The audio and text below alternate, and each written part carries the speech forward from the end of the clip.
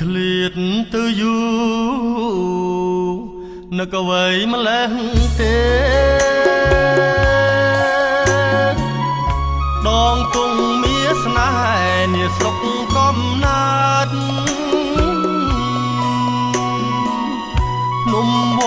ត្តភ្នំវែងខ្ញុំតែងប្រាប់ញាតិ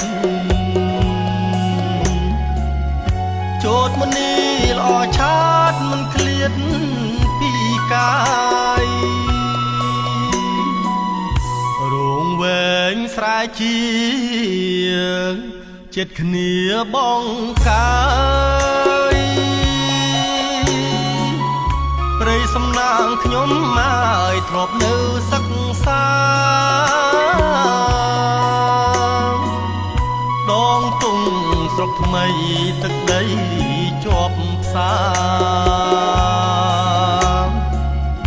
នឹកឃើញកាលណាចិន្តាឡៃអោព្រៃសំណាងសំណប់ដួងចិត្ត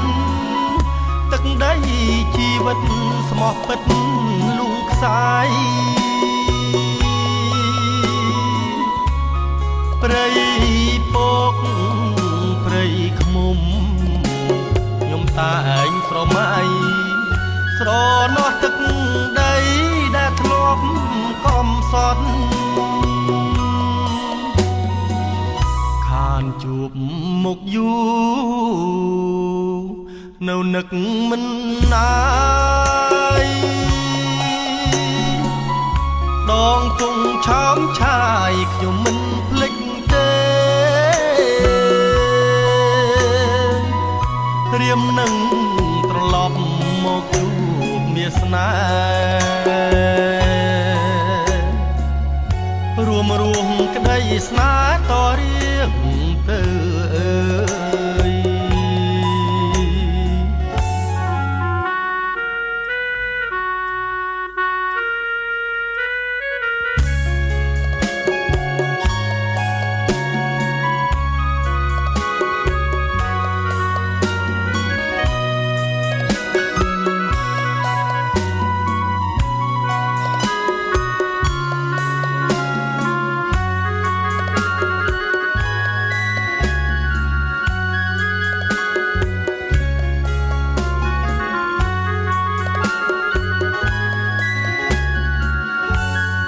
អោ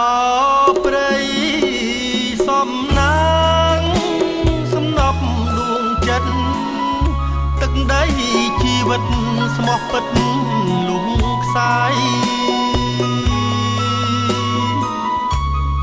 ព្រៃពក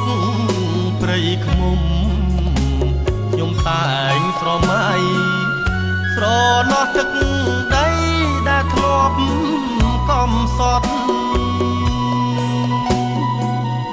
ខានជួបមុខយូរនៅនឹកមិនណាយដងទងឆោមឆាយខ្ញុំមិនភ្លេចទេត្រៀមនឹងត្រឡប់មកជួបមាសស្នេហ៍រួមក្តីស្នេហ៍តរៀងទៅ